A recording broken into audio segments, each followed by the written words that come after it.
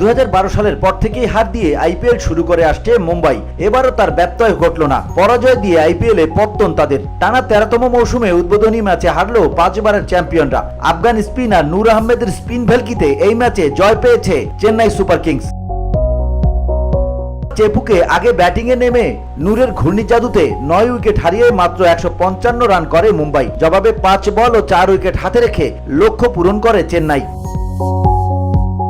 Kiwi bowler Mitchell সান্টনারের করা ইনিংসের শেষ ওভারের প্রথম বলে ছক্কা হাঁকিয়ে চেন্নাইয়ের জয় নিশ্চিত করেন নিউজিল্যান্ডের ব্যাটার রাচিন রবীন্দ্র। 45 বলে 65 রান করে অপরাজিত থাকেন তিনি। দলের অধিনায়ক ঋতুরাজ গায়কোয়াড় করেন 26 বলে 53 রান।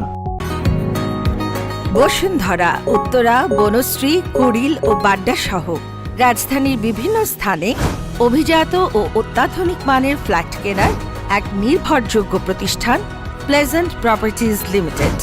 তাই আপনার স্বপ্নের আবাসনের জন্য আজই যোগাযোগ করুন। Pleasant properties limited, where destiny matches eventually.